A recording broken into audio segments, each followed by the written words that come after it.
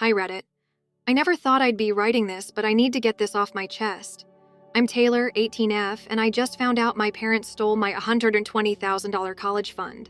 They didn't take it for an emergency or something unavoidable. They used it to buy my older sister Leah, 26F, and her boyfriend Chris, 28M, a house. The worst part? When I confronted them, they laughed at me. It all started a few years ago when my grandparents passed away. They were my dad's parents, and while we weren't super close because they lived in another state, they were always kind and supportive. When Grandma passed, their will laid everything out. My parents inherited their house and savings. Leah, being the golden child, got Grandma's expensive jewelry and family heirlooms. And me, my grandparents left me a college fund, $120,000, specifically set aside for my education. The will made it crystal clear. The money was for me, to be used only for tuition, fees, and related expenses. Since I was under 18, my parents were supposed to manage it until I started college. At the time, I was grateful.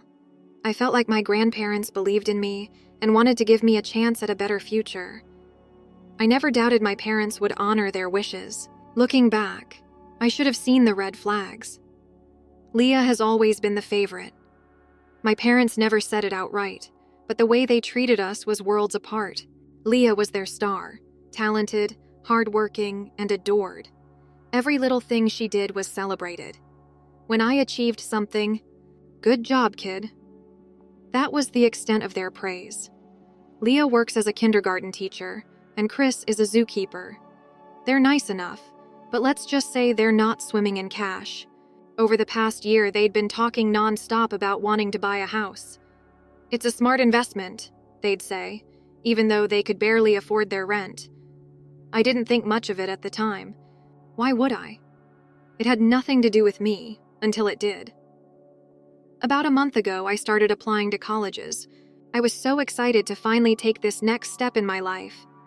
During dinner one night, I casually asked my parents if everything was set with the college fund since application fees and tuition were coming up. Their response was, "Off. Don't worry about it," Dad said, waving me off. "We'll talk when the time comes." "Just focus on school," Mom added, avoiding eye contact. Something didn't sit right with me, but I let it go. Maybe I was overthinking it. But as the days went by, their weird reactions stuck with me. A week later, I brought it up again, more directly this time. "I need to know the money is there," I said. "College applications are expensive, and I need to start planning." That's when the truth came out. Mom, in the most casual tone imaginable, said, "We used the college money for Leah and Chris. They needed it for a house." At first, I thought I misheard. "What?" I asked, my voice shaking. "We used the money for Leah's house," she repeated, like it was no big deal. Dad chimed in, saying it wouldn't be fair for me to get a free ride when Leah had to work her way through college loans. They acted like their decision was completely reasonable, as if they were doing the right thing. I felt the floor drop out from under me. I couldn't believe what I was hearing. "You stole my money," I yelled, my voice breaking. Dad rolled his eyes. "Calm down, Taylor. You can take out loans like everyone else." "You're joking, right? That money wasn't yours to take. Grandma and Grandpa left it for me." Mom sighed, as if I was being unreasonable. "You'll figure it out. Stop being dramatic." I lost it. I screamed. I cried. I demanded they give the money back. They just stood there, completely unmoved. I threatened to sue them, which was laughable, I admit. I'm just a teenager. But I was desperate. I told them what they did was illegal, that they couldn't just take the money. And do you know what they did? They laughed. My dad looked me dead in the eye and said, "With what money? You can't even afford a lawyer." In that moment, I felt something inside me break. The humiliation, the betrayal. It was too much. These were the people who were supposed to care about me, protect me, and instead, they had stolen my future and mocked me for trying to fight back. That night, I locked myself in my room and cried until I couldn't anymore. I felt so small, so powerless. My grandparents had trusted my parents, and they'd used that trust to take away the one thing that could have changed my life. I spent the rest of the night thinking, if my grandparents had known what my parents were capable of, would they still have left them in charge of the money? I doubted it. The more I thought about it, the more I realized I couldn't stay in that house, not after what they'd done. The next morning, I packed a bag with a few clothes, my phone, and the cash I'd saved from my part-time job.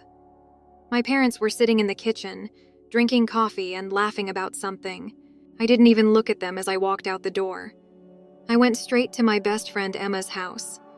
Her parents didn't hesitate to let me stay. They fed me, gave me a place to sleep, and didn't ask too many questions. That night, I decided I couldn't do this alone. My dad didn't have siblings, but he had cousins. One of them, Uncle Mark, was someone I vaguely remembered from family gatherings. I didn't know if he could help, but I was desperate. I found him on Facebook and sent him a message, explaining everything. I didn't expect a reply. But the next morning, there it was. "Call me. I'll take care of this." When Uncle Mark replied with, "Call me. I'll take care of this." I felt a flicker of hope for the first time in days. I barely knew him. He was one of those relatives you only saw at weddings or reunions. But his response felt different. It felt serious. Without hesitating, I grabbed my phone, stepped outside Emma's house, and dialed his number. When he picked up, his voice was calm but firm. "Taylor, I need you to tell me everything." The words poured out of me like water from a broken dam.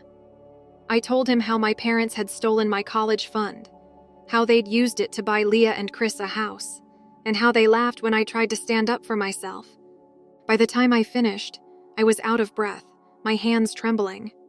There was a long pause on the other end of the line. I thought maybe I'd overwhelmed him, or worse, that he didn't believe me. But then he said, "This isn't right. They had no legal right to touch that money. Don't worry, Taylor. I'm going to handle this." His words hit me hard. Someone believed me. Someone was on my side. I felt tears prick the corners of my eyes as I choked out, "Thank you." "Listen," he continued, "don't talk to your parents right now. Let me take care of that. Stay safe, stay put, and I'll let you know what happens." I nodded, even though he couldn't see me, and we hung up. I went back inside, trying to process everything. For the first time since this whole nightmare started, I didn't feel completely alone. Later that day, things escalated quickly. My phone started buzzing nonstop. Calls, texts, voicemails, all from my parents. At first, I ignored them. I didn't have the energy to deal with whatever nonsense they had to say. But curiosity got the better of me, and I finally read the texts. "Taylor, we need to talk. Call us back immediately." "What did you do?" "Mark is getting involved, and you don't know what you've started." I had no idea what Uncle Mark had done, but whatever it was enough to send my parents into a full-blown panic. For the first time, it felt like the power had shifted, even if just a little. That evening, Uncle Mark called me back with an update. "I spoke to the executor of your grandparents' will," he said. "Everything you told me checks out. The money was explicitly for your education, and your parents had no right to touch it. They're in serious legal trouble." I was stunned. "What happens now?" "We're going to give them a chance to return the money quietly," he explained. "If they don't, we'll escalate. But don't worry about the details. That's my job. Your job is to focus on yourself." I nodded again, even though he still couldn't see me. "Thank you," I said, my voice barely above a whisper. "You don't need to thank me," he said firmly. "Your grandparents left you that money because they believed in you. I'm just making sure their wishes are honored." The next morning, my parents' messages turned desperate. "Taylor, let's talk as a family. We can work this out without lawyers. Please, we'll handle your tuition ourselves. Just call off Mark." It was almost laughable. A week ago, they'd been mocking me for threatening to sue them. Now they were groveling. But I knew better than to believe their promises. They hadn't offered to fix anything until they realized they were in trouble. Uncle Mark called me again that afternoon. "I've set up a mediation with their lawyer," he said. "It's the first step before we go to court.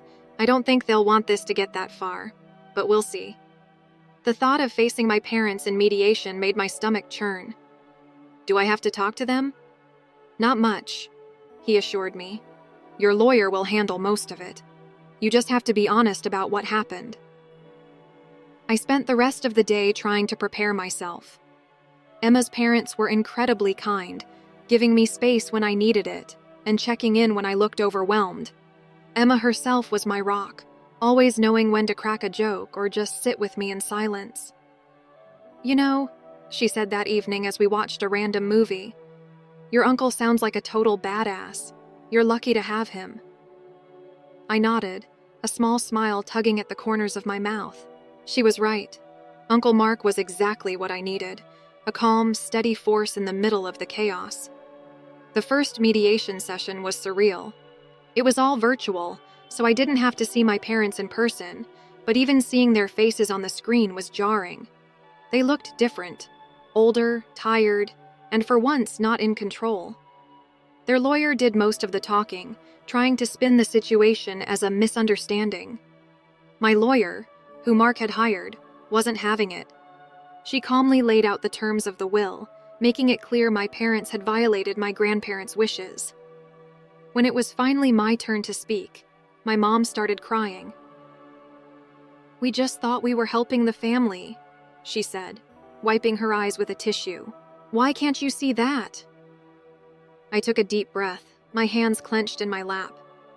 "You weren't helping the family," I said, my voice steady despite the lump in my throat. "You were helping Leah." "At my expense." Dad jumped in, his tone sharp. "Do you really need to ruin your sister's life over this?" That set something off inside me. Ruin her life. You ruined my future. Don't try to blame me for your choices. After that, I stopped listening. Their excuses, their justifications. It didn't matter. I had spent my whole life being the afterthought, and I was done. When the session ended, Uncle Mark called to check in. "You did great," he said. "They're starting to crack. Just hang in there." "Thanks," I said, my voice shaky. "It's just hard. They're only sorry because they got caught." He sighed. "That's probably true, but don't let their guilt tripping get to you. You're doing the right thing." I wanted to believe him. I really did. But as I lay in bed that night, staring at the ceiling, all I could think about was how much I still wished my parents cared. The days following the first mediation session were a blur of emotions. I was relieved that someone was finally holding my parents accountable, but I couldn't shake the sadness. These were my parents, the people who were supposed to protect me, support me, care for me. Instead, they'd stolen from me, mocked me, and now, only when caught, were scrambling to make things right.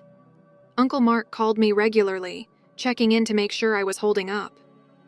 "They're playing the long game," he told me. "Their lawyer's trying to stall, hoping you'll get tired and cave. Don't let them wear you down." "I won't," I said, though part of me wondered if I could keep this up. I was exhausted, mentally, emotionally, and even physically. But every time I thought about giving in, I remembered my grandparents. They'd worked their entire lives to leave me that money. I couldn't let my parents take it away, not without a fight. A few days after the first session, Leah reached out to me. Her message came through Instagram, short and to the point. "Hey, I just found out about what Mom and Dad did. I had no idea they took your college fund. I thought they were helping me with savings. I'm so sorry, Taylor." I stared at the screen for a long time before responding. Part of me wanted to lash out at her. How could she not know? How could she accept the money without asking questions? But the other part of me knew this wasn't entirely her fault. Leah wasn't the mastermind. My parents were. "Finally," I wrote back. "Thanks for saying that. It means a lot.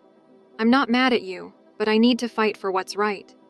She replied almost immediately, "I get it. I'm not mad at you either. I just wanted you to know I'm on your side." I wasn't sure if I believed her, but the message lifted some of the weight off my chest. At least Leah didn't hate me, For now, that was enough. The second mediation session was scheduled 2 days later.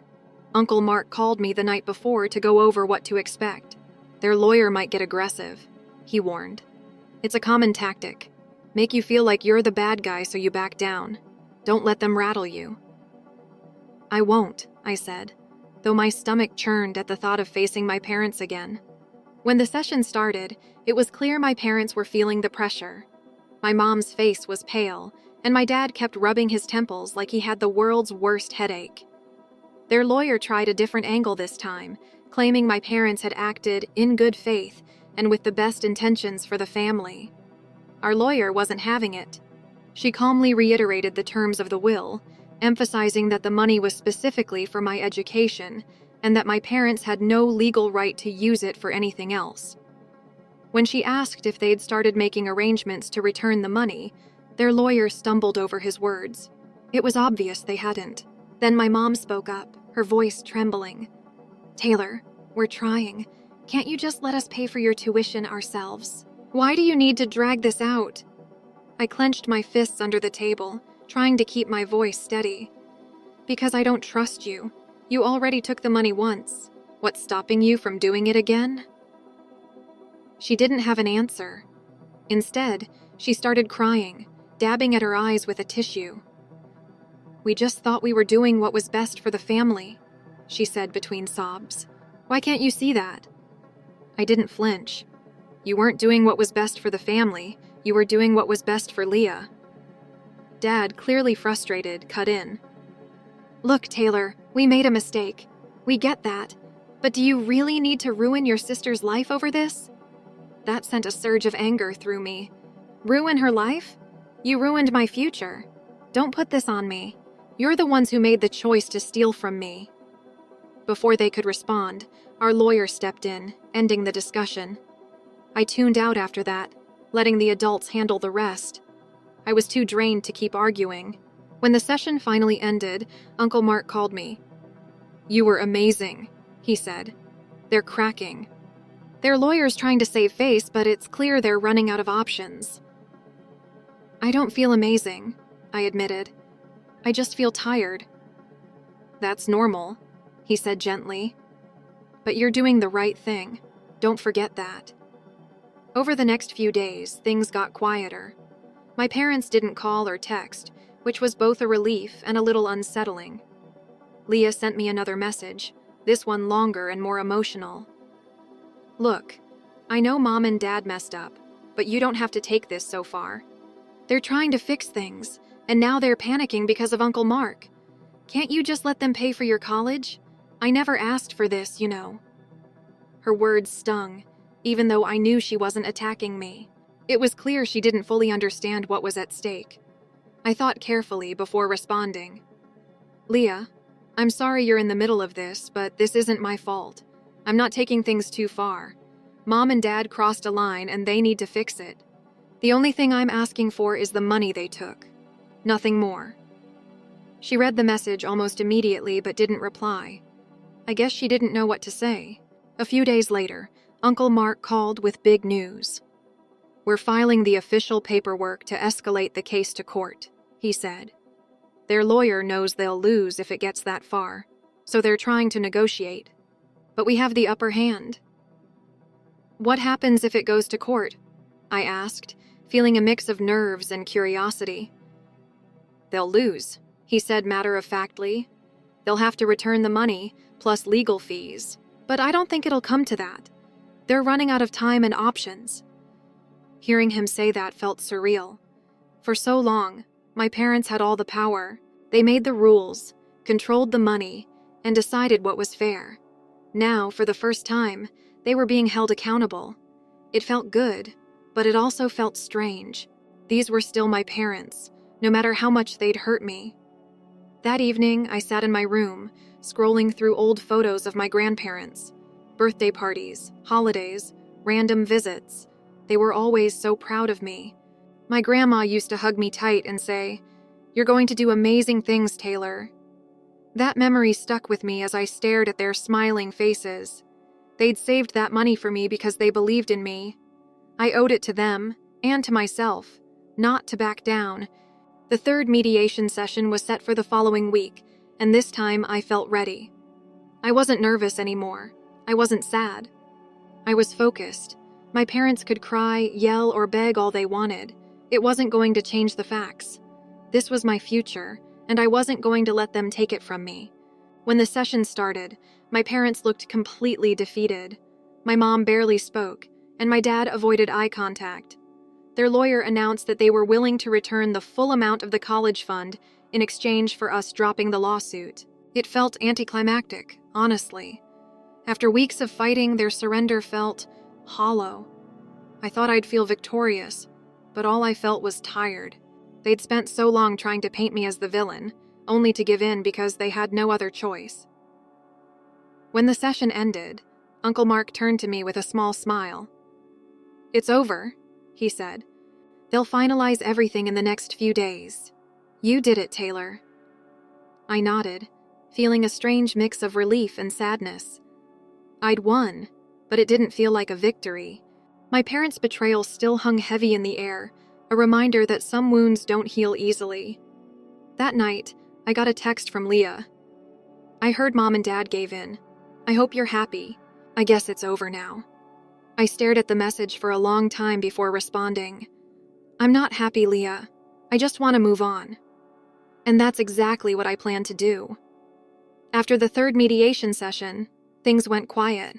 My parents agreed to return the full amount of the college fund, and for the first time in weeks, I felt like I could breathe.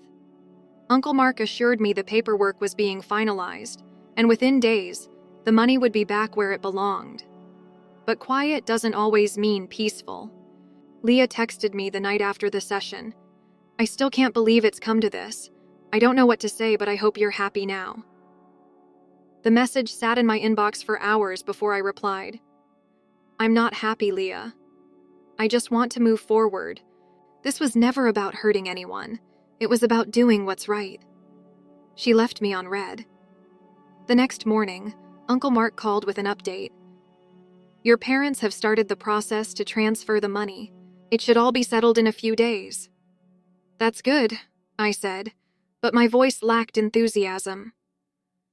"What's on your mind?" he asked, his tone gentle. I hesitated. I don't know. I guess I thought winning would feel better than this. They're my parents, and now we're practically strangers. It doesn't feel like a victory. It just feels sad. There was a pause on the other end before Uncle Mark replied. "Taylor, I get it. They're your family, and it's natural to want their love and support. But you need to remember something.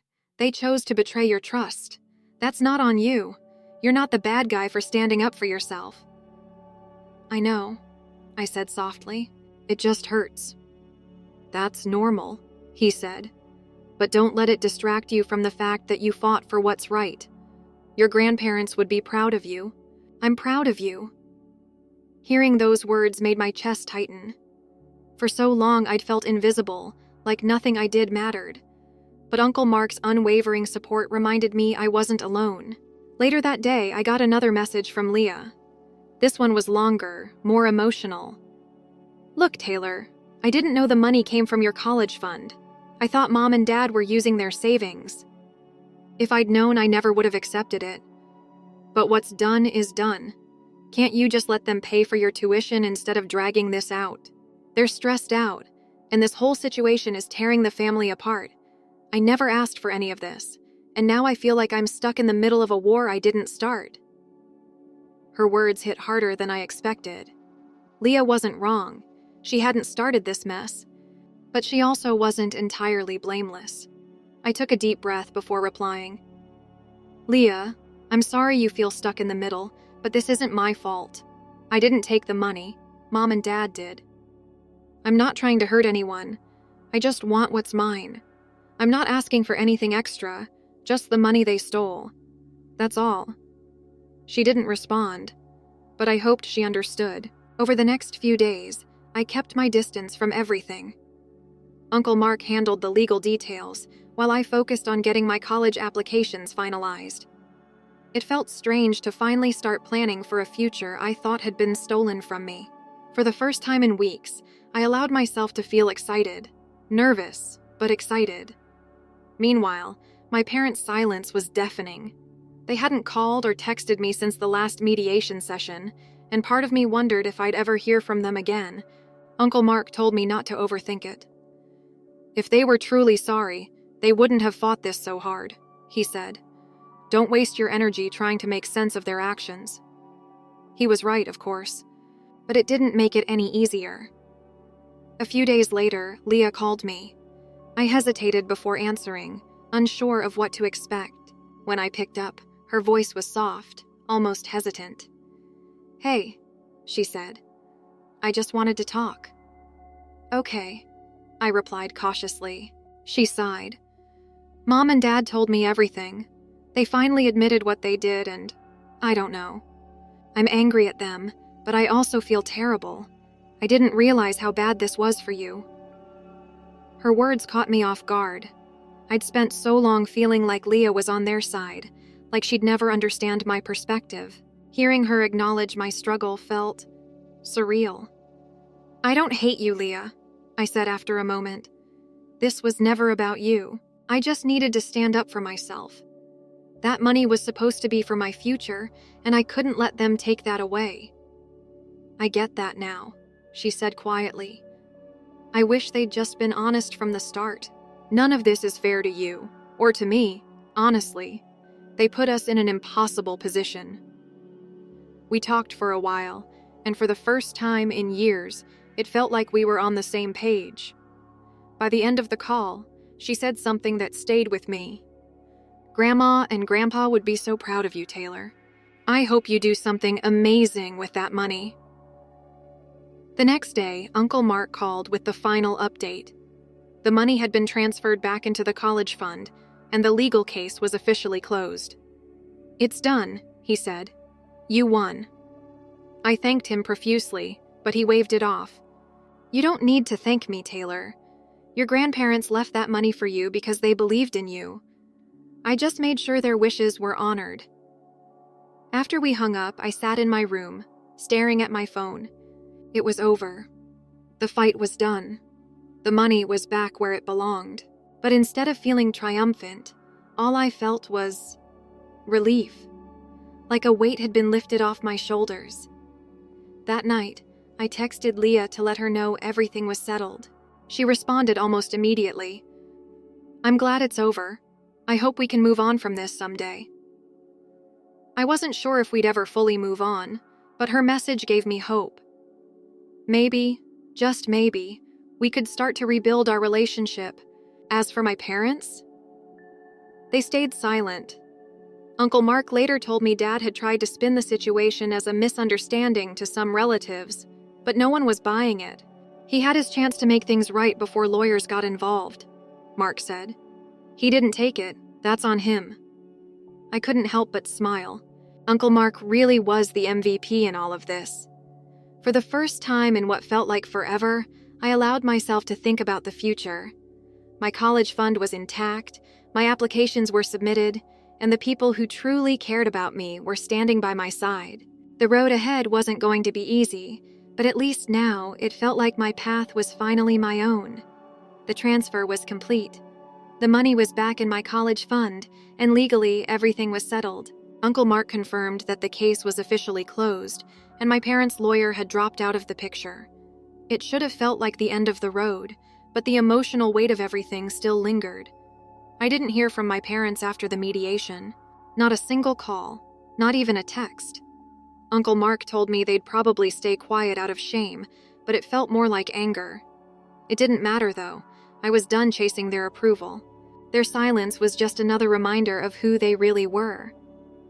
A few days after everything was finalized, Leah called me again. Her voice was calmer this time, almost relieved. I heard the money's back, she said. I'm glad it's over. Yeah, me too, I replied. There was a pause, the kind of silence where both people are trying to figure out what to say. Taylor, she started, her voice cracking slightly. I need you to know something. I didn't mean for any of this to happen. When Mom and Dad said they were helping me with the house, I thought it was from their savings. I had no idea it was your college fund. I believe you. I said softly. But Leah, you have to understand why I couldn't let it go. That money wasn't just money. It was my future. Grandma and Grandpa left it for me because they believed in me. Letting them take it without a fight would have been like letting them erase me.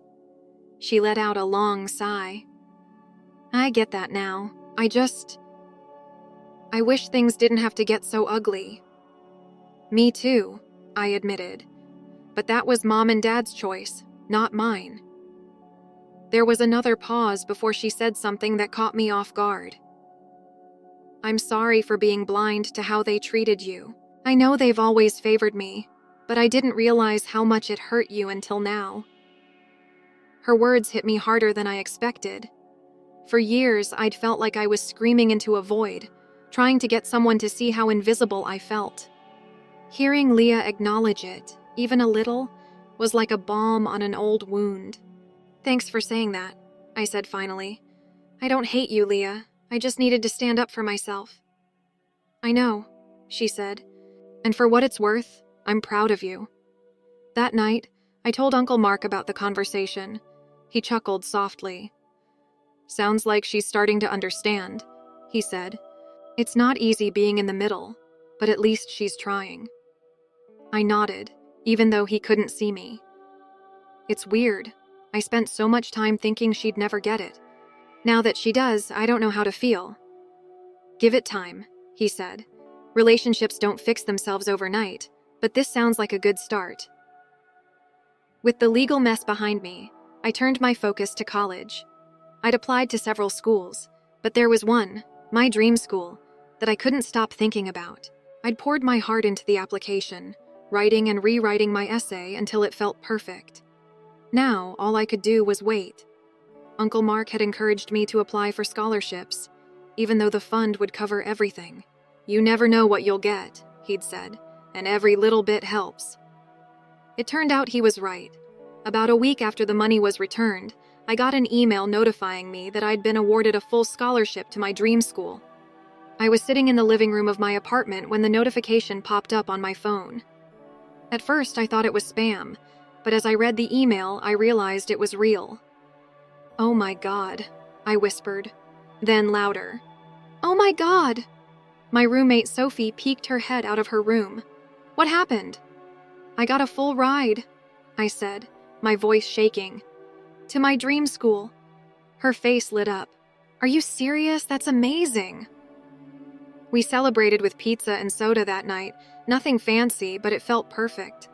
For the first time in what felt like forever, I felt like my future was finally mine again. I texted Uncle Mark the good news. His reply came almost instantly. Proud of you, kid. I knew you'd make it. A second message followed a minute later. Grandma and Grandpa would be over the moon. I stared at his words, trying not to cry. I'd spent so long fighting for their gift to me, and now, knowing it wouldn't go to waste, I felt a deep sense of gratitude. They had believed in me, even when my parents hadn't. That belief had carried me through the darkest moments of this fight. A few days later, Leah called me again. Her tone was softer than before, almost hesitant. I heard about the scholarship, she said. That's incredible, Taylor. I'm really proud of you. Thanks, I said. It feels surreal. I bet, she replied, laughing softly. I hope you know I'm rooting for you. Grandma and Grandpa would be so proud. Her words echoed Uncle Mark's, and for the first time, I felt like maybe Leah and I could rebuild something. It wouldn't happen overnight, but it was a start. As for my parents, they stayed silent. Uncle Mark told me my dad had tried to spin the situation as a misunderstanding to some relatives, but no one was buying it. They had their chance to fix things before lawyers got involved, Mark said. They chose not to. That's on them. Hearing that brought me a strange sense of closure. I wasn't angry anymore, just done. They'd made their choices, and I'd made mine. I didn't need their approval or their explanations. I had my future back, and that was all that mattered. With the scholarship secured, I didn't even need to touch the college fund for tuition. I decided to save it for living expenses, internships, or grad school down the line. It felt good knowing I had a safety net, something to fall back on if I needed it. The road ahead wasn't going to be easy, I knew that. But for the first time, it felt like I was in control. My grandparents' belief in me had carried me through the darkest moments, and now I was ready to honor their gift by building the future they always dreamed I'd have. The day I officially accepted my scholarship, I felt a quiet sense of triumph. It wasn't the loud celebratory kind, no fireworks or big speeches. It was a calm realization that, despite everything, I had made it. The years of work, the months of stress, and the weeks of fighting had led to this moment. My future was my own again. Sophie was the first person I told. "You're unstoppable," she said, smiling as we shared a cheap takeout dinner at our little dining table. "I hope your parents know they can't ever break you." Her words stayed with me. The truth was, I didn't know if my parents even thought about me anymore. Since the final mediation session, they hadn't reached out once. Uncle Mark said he hadn't heard from them either, apart from a half-hearted attempt by my dad to paint the situation as a misunderstanding. But no one was buying it. At first, their silence hurt. I had spent so much of my life trying to earn their approval, to get them to notice me in the way they always seemed to notice Leah. Now, with all contact severed, I wondered if I'd ever been anything more than an obligation to them. But the more time passed, the more I realized their silence was a gift. Without them in my life, I felt lighter, freer. One night, about a week after everything was finalized, Leah called me. I hesitated before answering, unsure if I was ready for whatever she had to say. When I finally picked up, her voice was quiet, almost uncertain. "Hey, Taylor," she said. "I just wanted to check in." "Hey," I replied. "What's up?" She sighed. "I've been thinking a lot about everything that happened. I know I already apologized, but I still feel guilty. I was so caught up in getting the house that I didn't stop to question where the money came from. That's on me." Her honesty caught me off guard. "Leah, this wasn't your fault," I said. "Mom and Dad made that choice, not you." "I know," she said quickly. "But I still feel responsible. They never should have put you, or me, in this position." For a moment, neither of us spoke. I could hear her breathing on the other end of the line, the sound steady but hesitant, like she was searching for the right words. "I'm proud of you, Taylor," she said finally, "for standing up for yourself, for fighting for what's right. Grandma and Grandpa would be proud too." Her words hit me harder than I expected. I had spent so long feeling like an outsider in my own family, but now, for the first time, it felt like Leah and I were on the same page.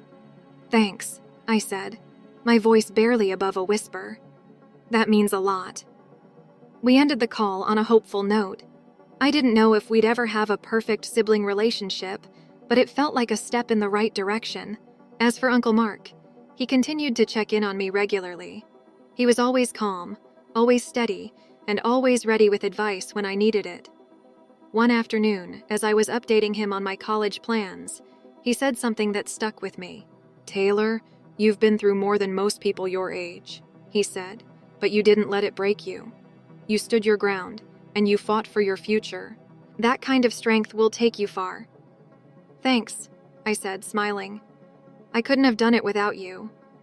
He chuckled. "Your grandparents left you that money because they believed in you. I was just the middleman. The rest was all you." With my scholarship covering tuition, I decided to save the college fund for other expenses: rent, books, maybe even a study abroad program if the opportunity came up. Knowing I had that safety net gave me a sense of security I'd never felt before. For the first time, I wasn't constantly worried about what might go wrong. I could just breathe. Sophie and I spent the last few weeks before I moved out of the apartment talking about life, plans, and dreams. She had been a quiet but constant source of support through everything, and I was going to miss her. "You're going to do great things," she said one night, as we shared one last meal together. "Don't let anyone hold you back." "I won't," I promised. And for the first time, I truly believed it. When move-in day finally arrived, I stood in my new dorm room, taking it all in. The space was small, but it was mine. A fresh start. A new chapter.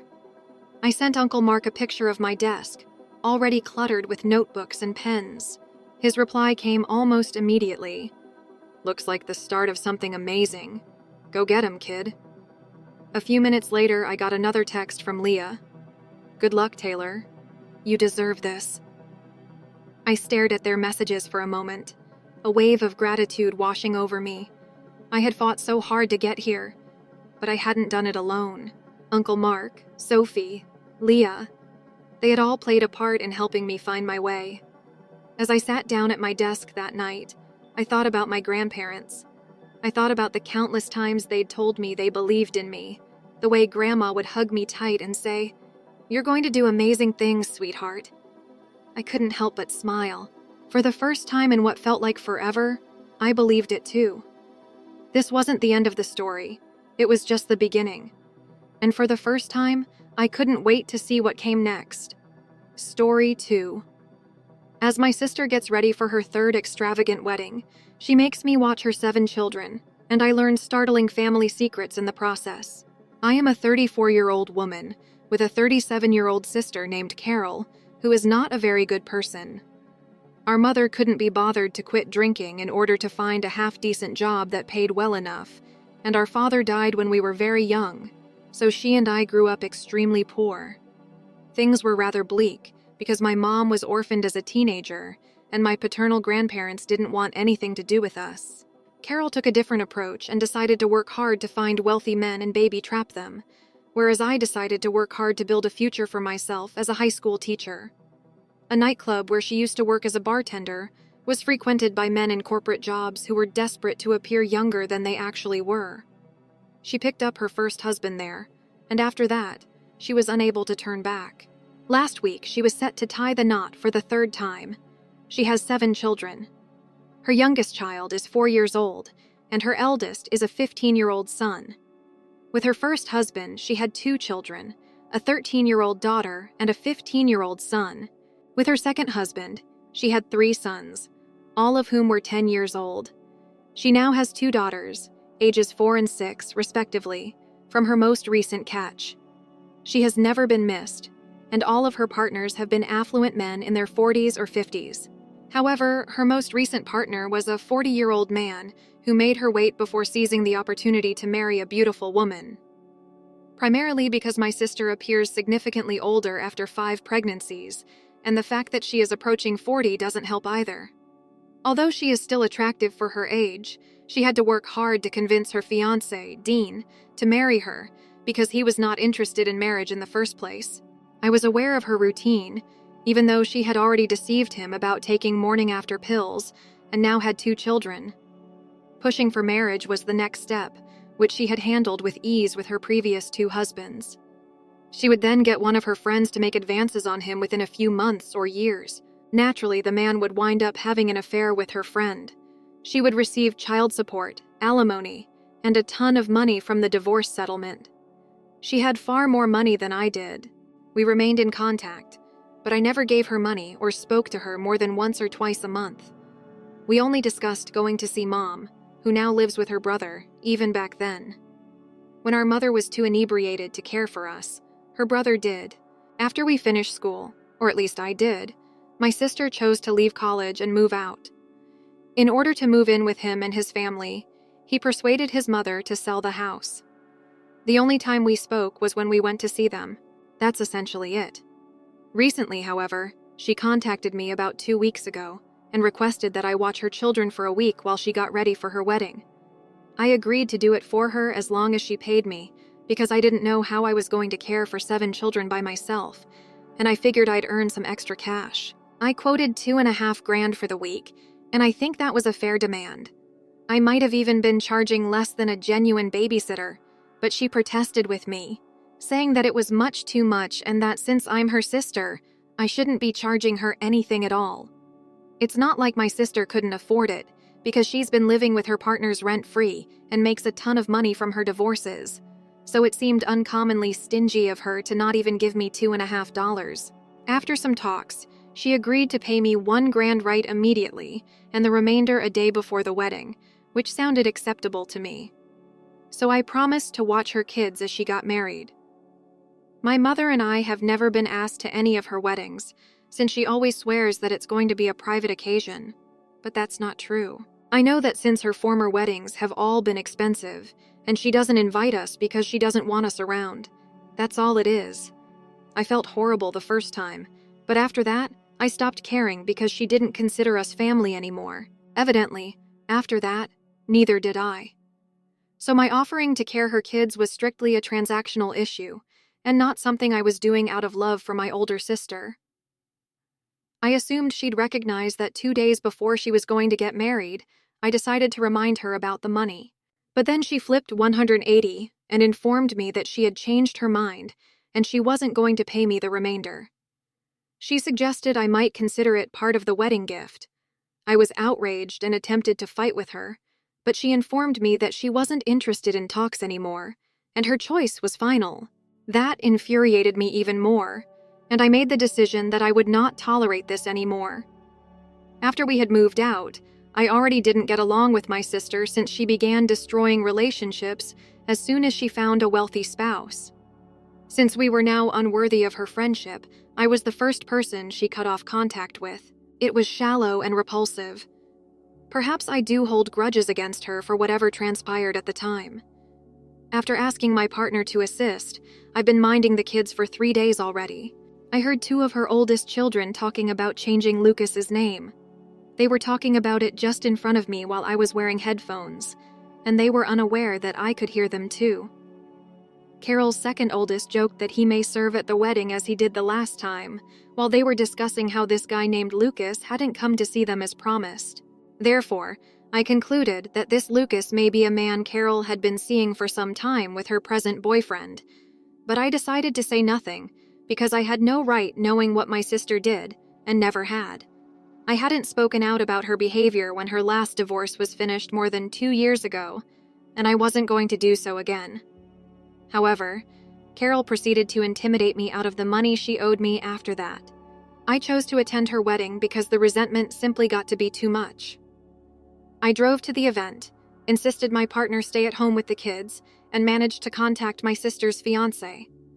I recognized him since I had seen him in her Facebook pictures. I made sure the ceremony hadn't started and my sister wasn't present.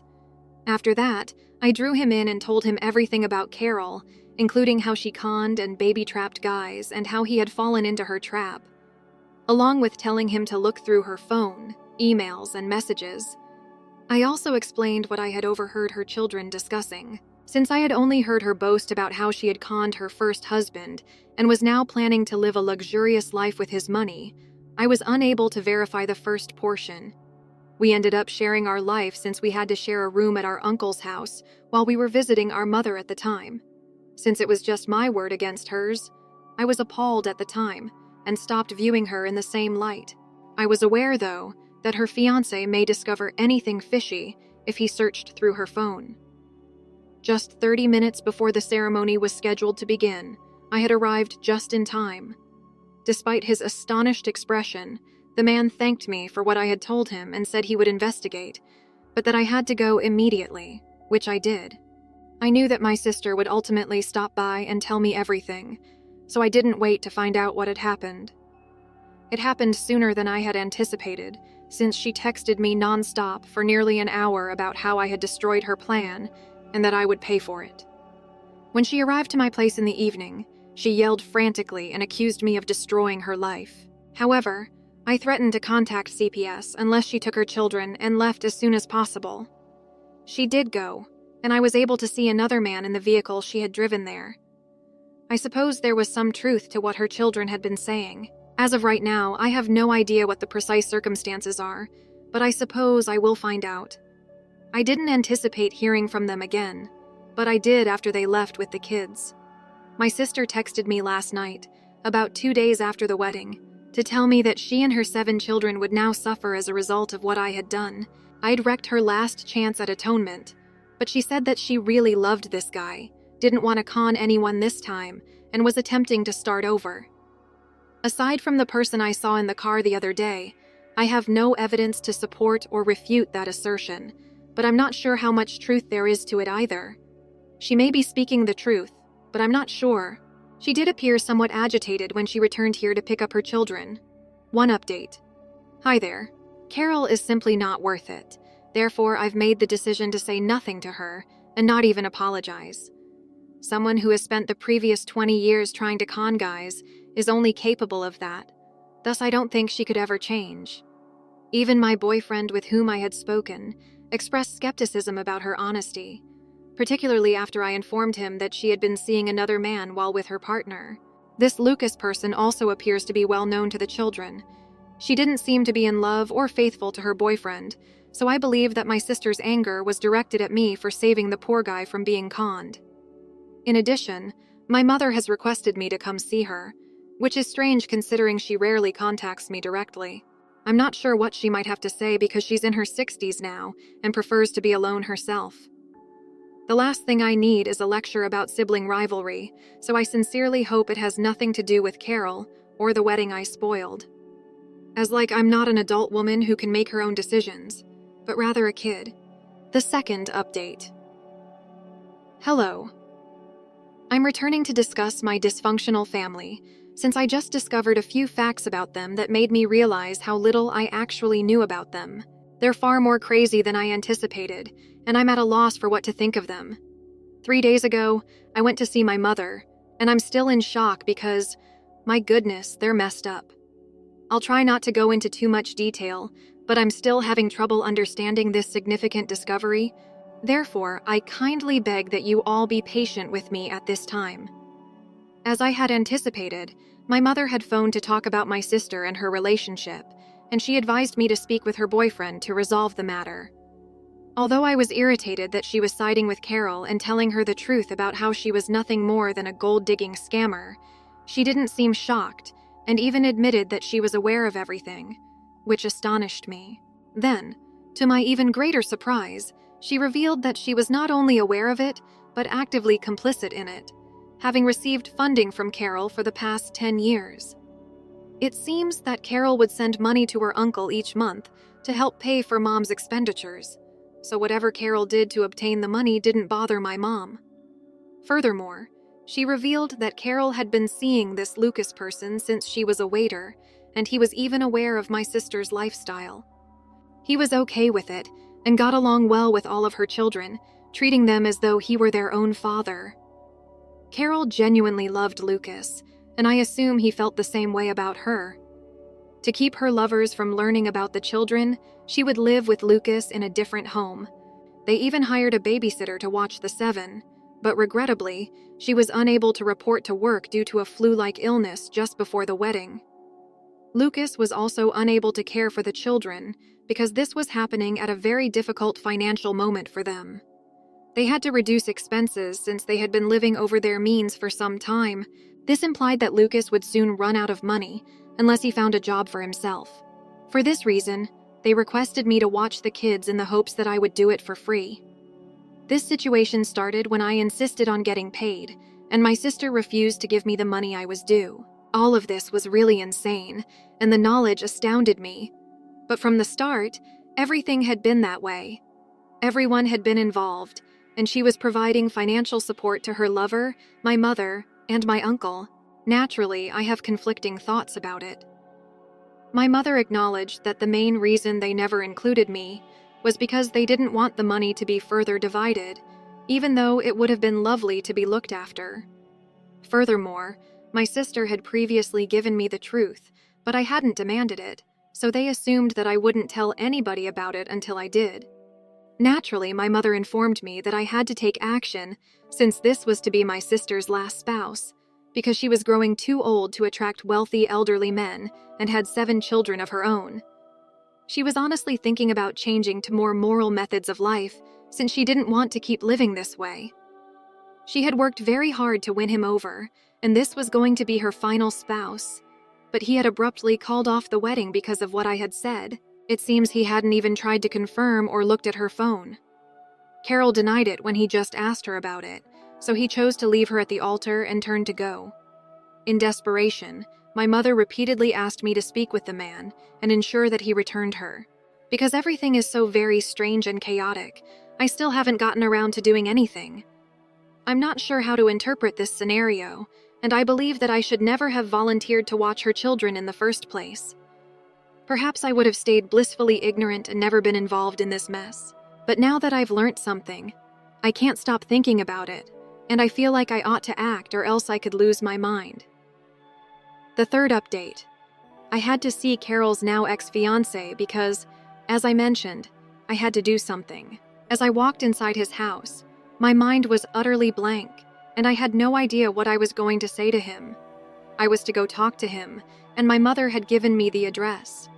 Perhaps he too needed to get some things off his chest because he allowed me in unexpectedly. He was friendly and even offered me coffee, but I just wanted to chat before I had a chance to consider my options. Without even checking what I told him, I had questioned him about why he had ended the marriage.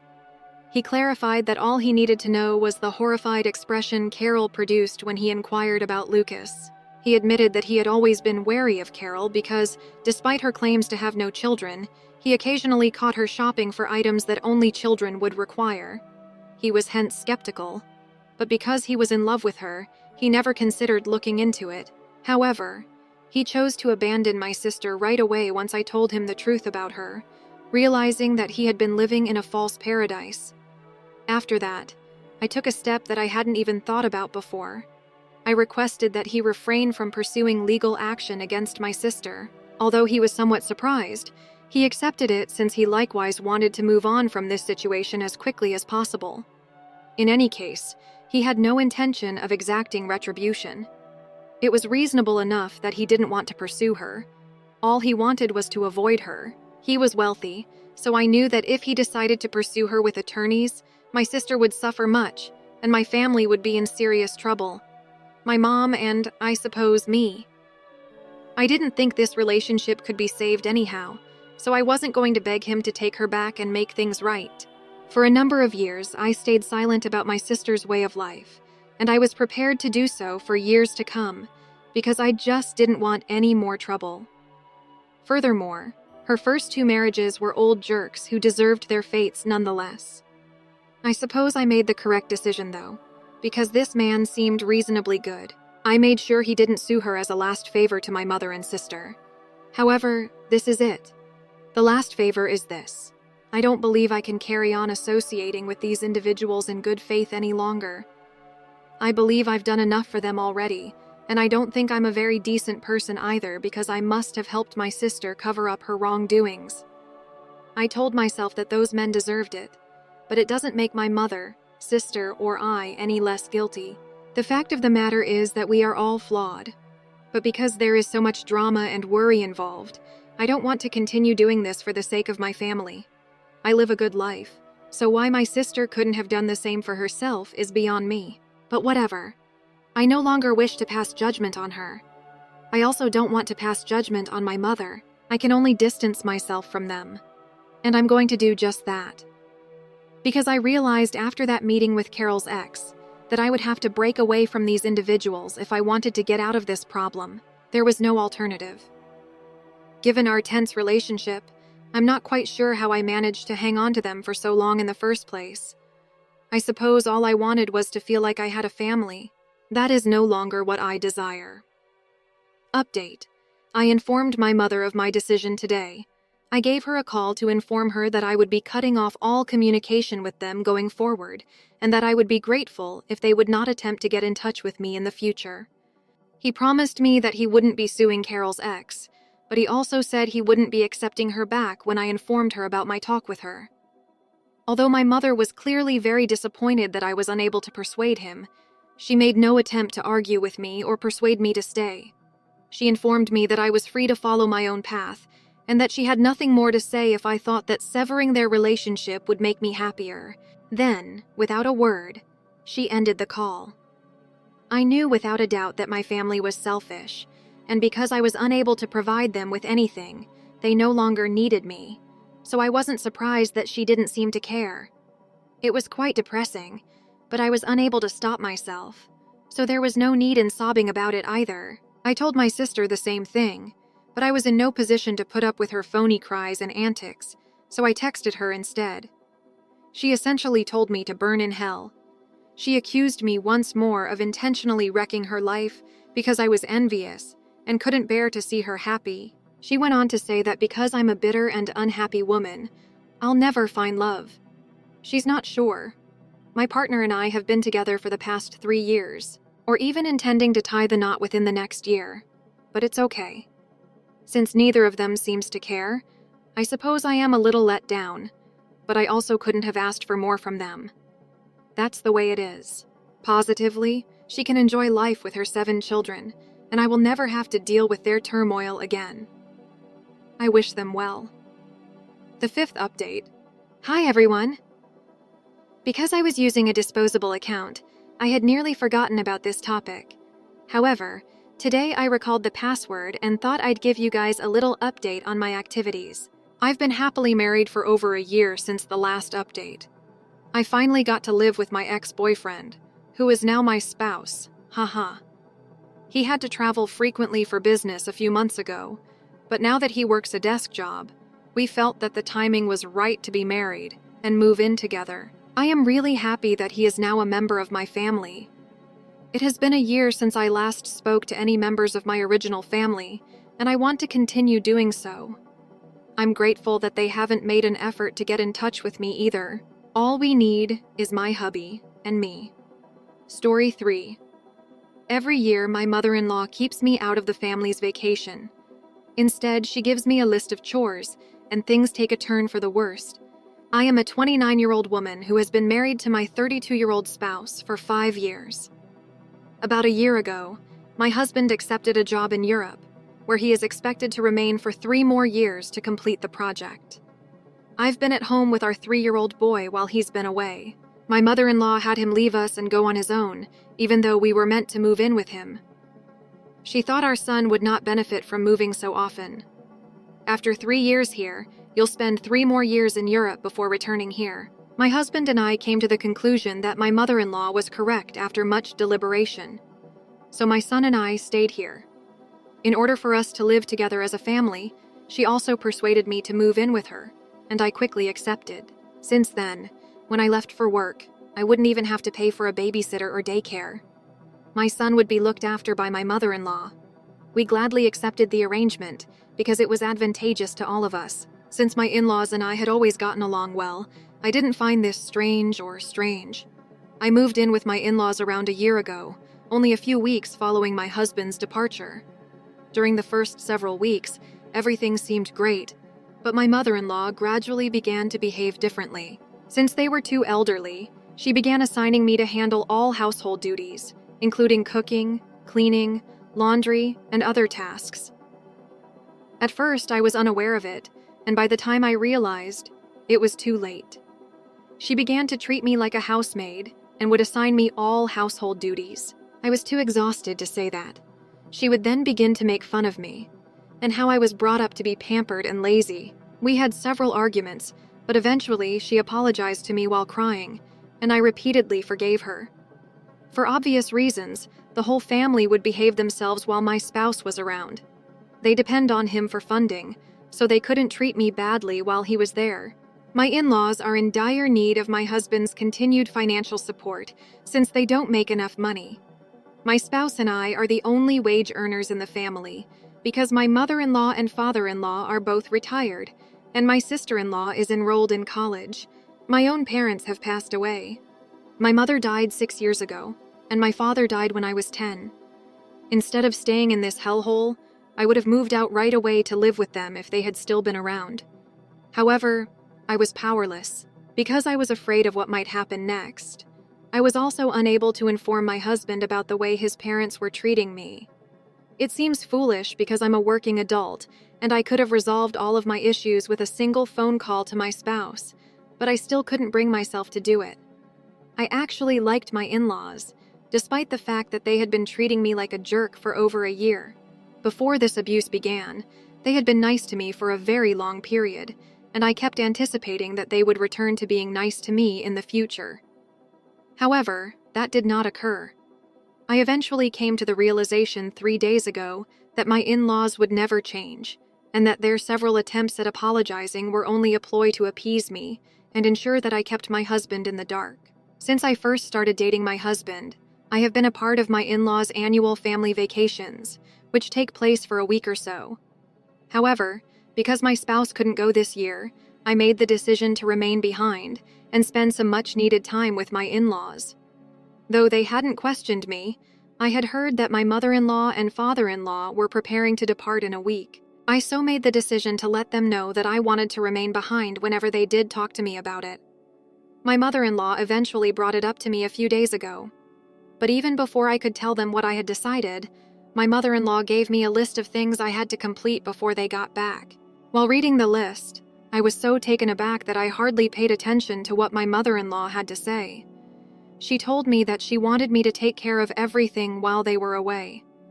Even though I was still in shock at what she had just said, reading it made me go completely crazy. Both floors should be cleaned.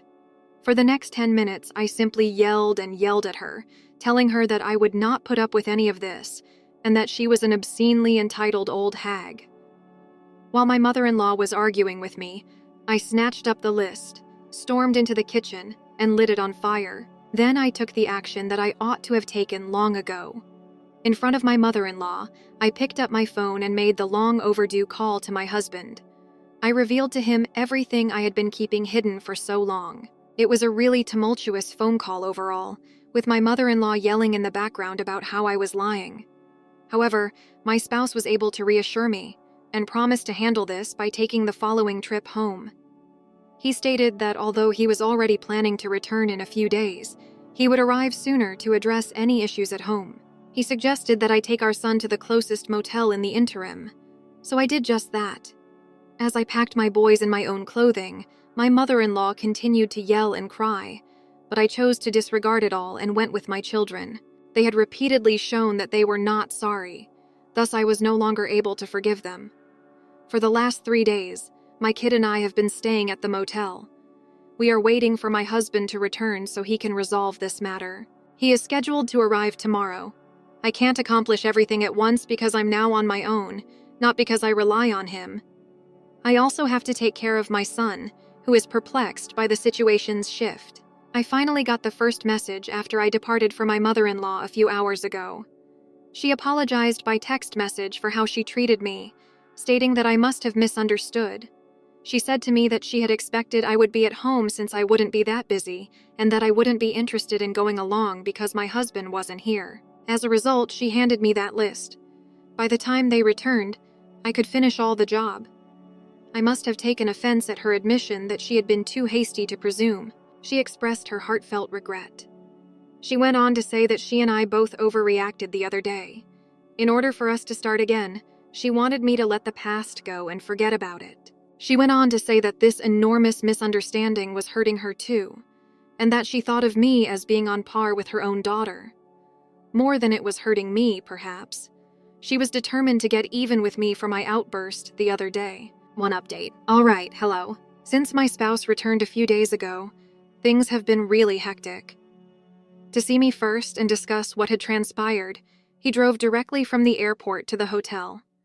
His mother had texted me a few days prior, but I hadn't replied since I knew she was only bluffing to appease me once again, and I didn't want to worsen the issue with her kid. I told him everything, and even gave him the text. I didn't reply to the SMS, though, since I didn't believe it and saw through her. In addition, every remark and message on this site tells me not to reply to her either. Therefore, I believe I made the correct decision. I can understand my husband's desire to completely shut his family out of his life since he is angry with them. The past year has been a complete nightmare for me, so while it's cruel, it's exactly what they deserve. Despite my want to be the larger person and move on, I am unable to do so.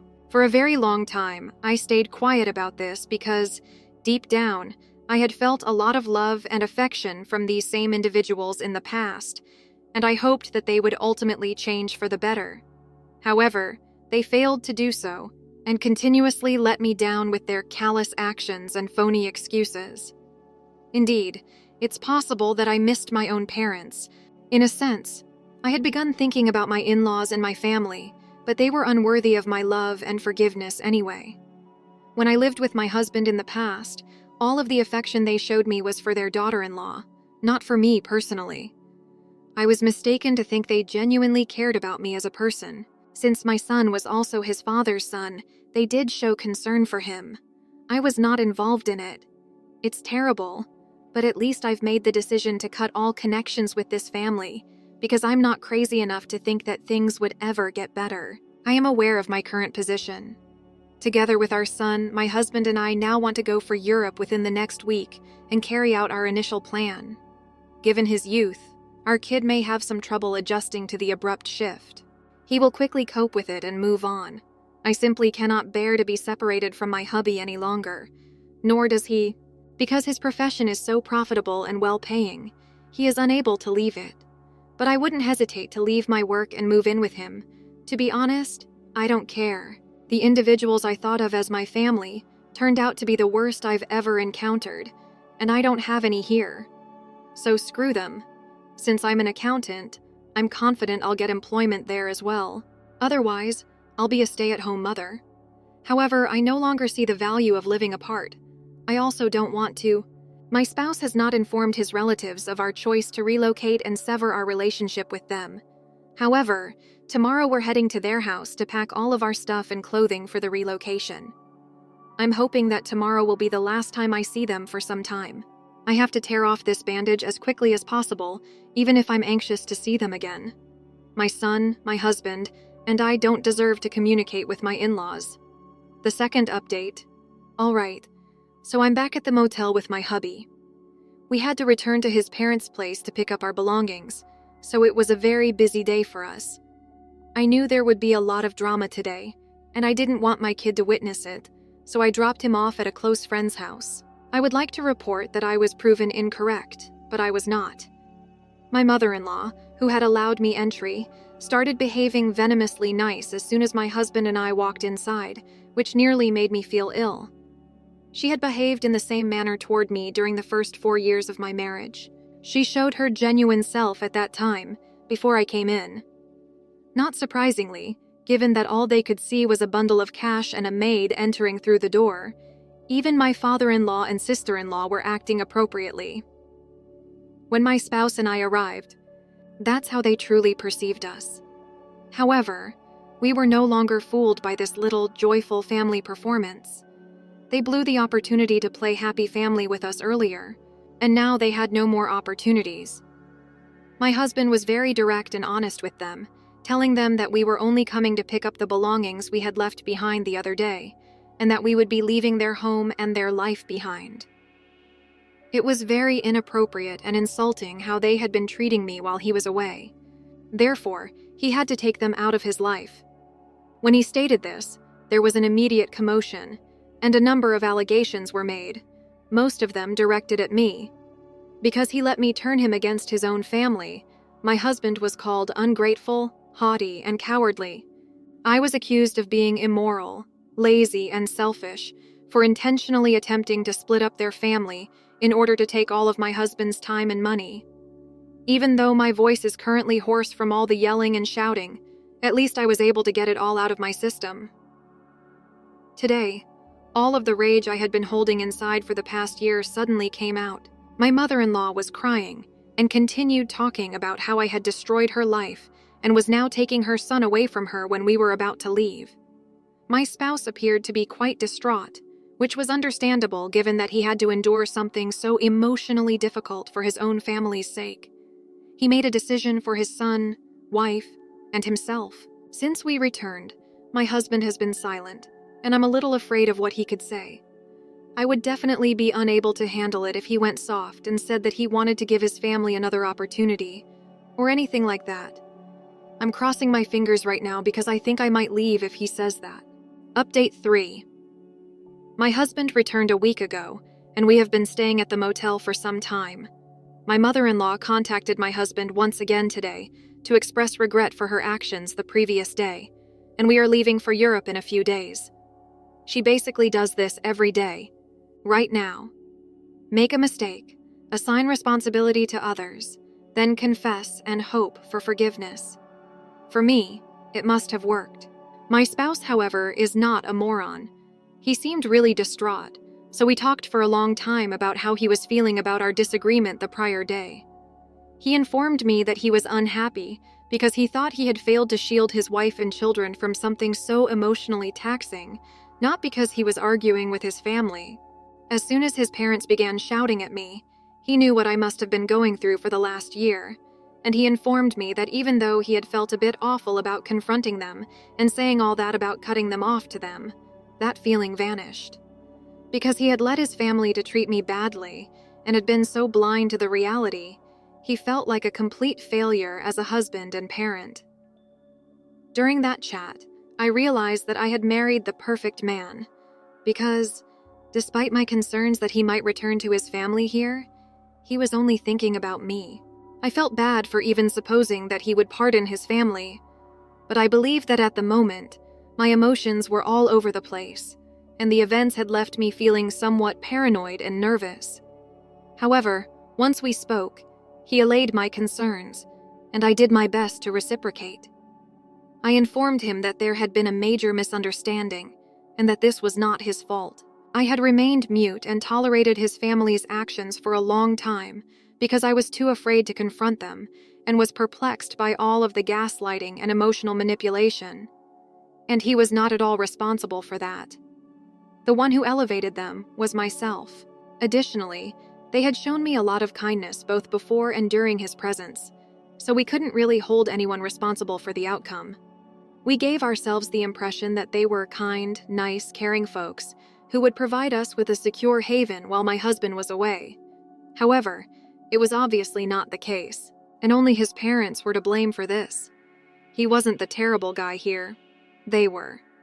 He had nothing to worry about because I knew he was completely different from them. He felt better after that.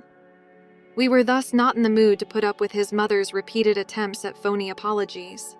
We had the option to block her right away, but instead we decided to make it clear that we had no intention of mending our relationship. A mere apologies would not be sufficient to undo what she had done. That communication was sent, and we ultimately blocked her. Since then, my sister-in-law has been phoning my husband whenever she can for the past few hours. She wouldn't annoy me and was perhaps the least self-centered of the three, but she also wouldn't stop her mother. Furthermore, she never advocated for me or volunteered to assist me in any way. She was equally involved. However, she had one semester left in college, and my husband was paying half of her tuition, so that was probably her biggest concern. When my husband finally picked up the phone, he informed her that although he would continue to give her money to finish her studies, that was it. She would be alone after that. Additionally, following this, he will not be giving his parents any money, so they may bid adieu to their yearly trips. I suppose his sister attempted to fight with him, but he stopped her by threatening to deprive her of her college funds if she continued to mistreat him, which would truly put her in a difficult situation. She should thus be careful with her words. He kind of erupted at that, so I suppose she must have said something about me. After arguing for a few minutes. At last, he hung up on her, and our son is currently sleeping next to him. Although it has been quite stressful for us all, I'm glad that our family is supporting one another at this difficult time. I am aware that living alone may have had challenges for him as well. It must have been difficult to be alone, even if they might not have been as horrible as what I was going through here. I know I had a difficult time. I'm sorry I ever allowed my mother-in-law to use sweet talk to get us to split up in the first place. She probably wanted me to stay here in any case, so she would have someone to take care of all the housework because she didn't want to and couldn't force her daughter to do it. So I did it. It didn't matter that I worked a full-time job too and would be exhausted when I got home, not to mention that I also had a child, ages 3 to tend to. It just raises questions about how egotistical and vicious individuals can be. She wanted to save money so she could take lavish holidays. Therefore, she would have employed a maid to take care of all household chores and clean up after them. Now she can go ahead and enjoy her blasted vacation. That's something I'd also want to see. The fourth update. Hello everyone. We're all packed and prepared for my departure tomorrow. Regarding my husband's family, I learned last night from one of his cousins that my mother-in-law had been disparaging me on Facebook and disparaging her own son without any repercussions. In essence, she painted us as awful parents, and herself as an elderly woman compelled to work.